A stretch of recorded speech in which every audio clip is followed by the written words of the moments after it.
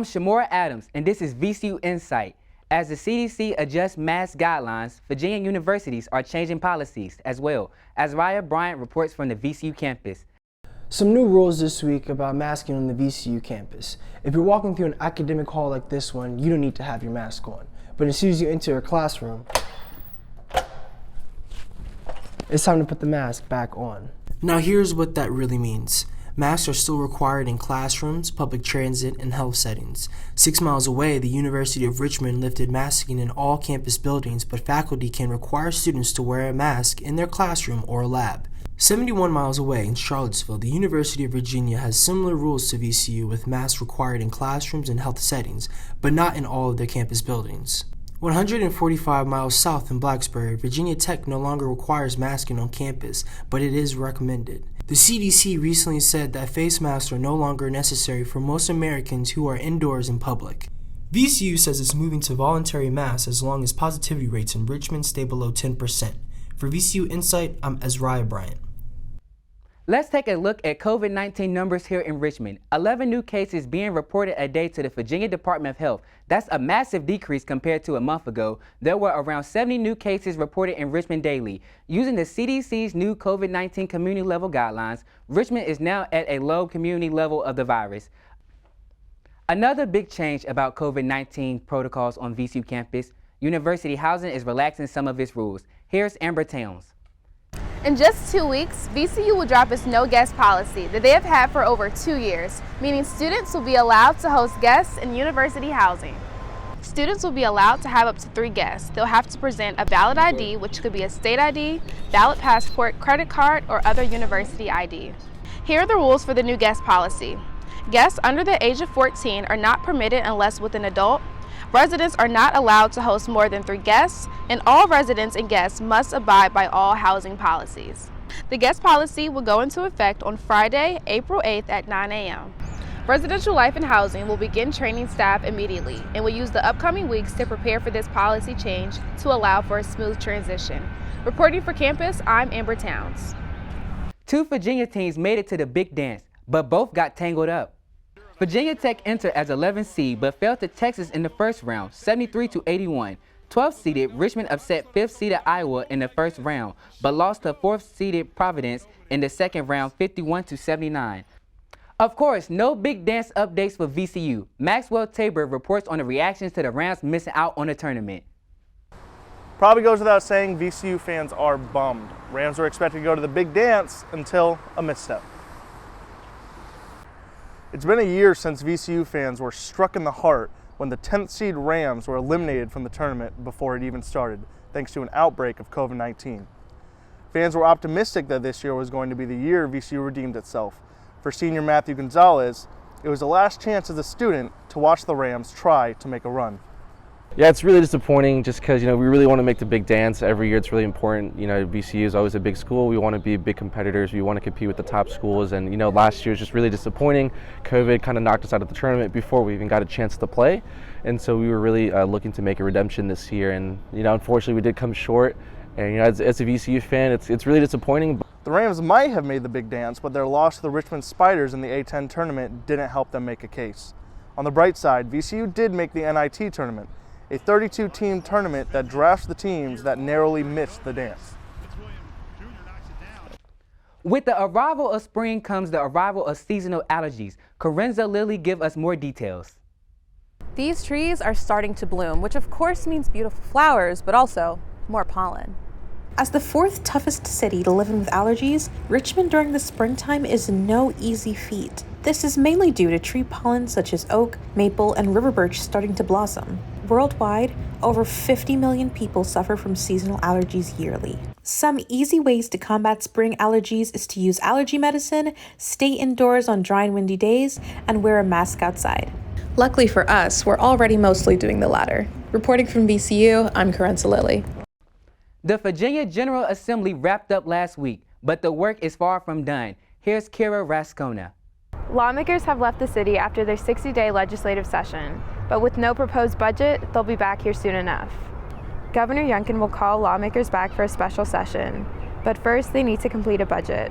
The sticking points are tax cuts. one that doubles the state's personal exemption and another that kills part of the grocery tax.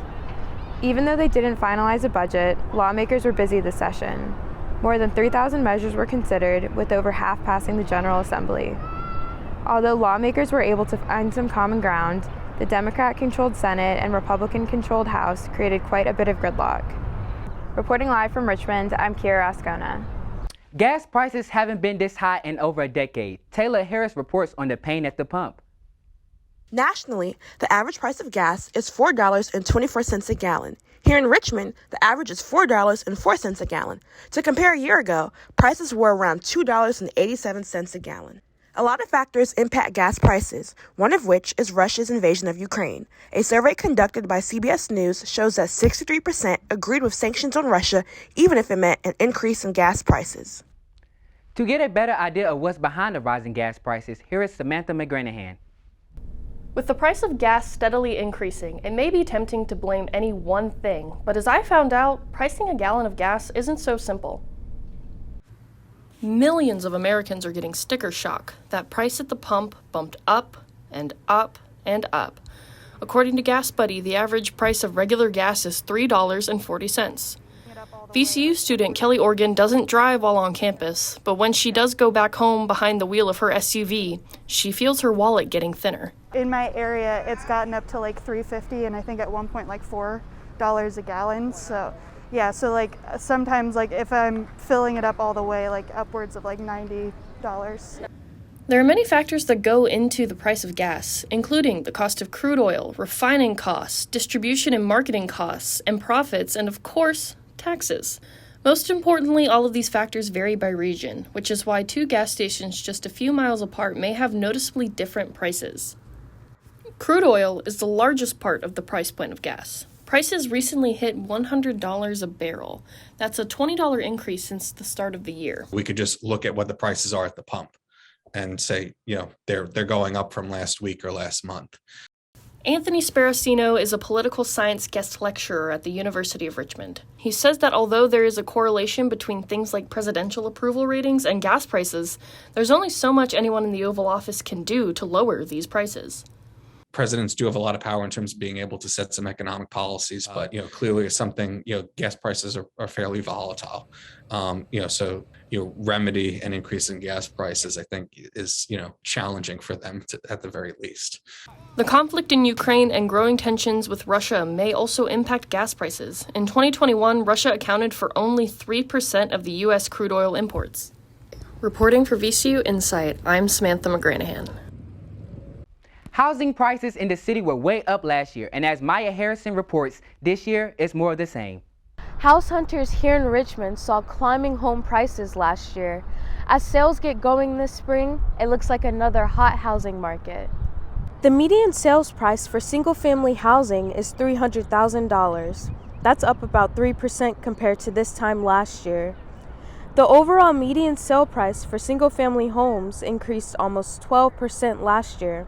Housing affordability is becoming a bigger issue in Richmond as more people try to move into this city.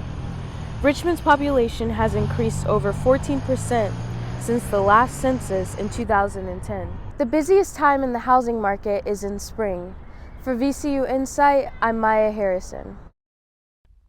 It's a little building where big ideas are brought to life. I went behind the scenes to see what happens in the shops that help set the stage. Set in New York in 1905, Intimate Apparel is a tale of love and heartbreak centered around Esther, a black seamstress who dreams desperately of finding love. Scene shop foreman Kevin McGranahan helps bring that story to life. So we got carpenters, we have painters, we have sound technicians, we have lighting technicians, riggers, the backstage people that eventually come in to do the show. McGranahan says the most challenging part about his job is making everything fit. Coming under budget or coming within the budget, coming and filling up the space properly to tell the story, and working with all the people to make it happen. Despite the challenges of building a set, McGranahan still loves his job. Knowing that the production comes off the way it's supposed to and the way it's intended and ends entertaining and people like it, you've done your job. Costume designer and illustrator Christopher Good explains how he helped bring costumes to life.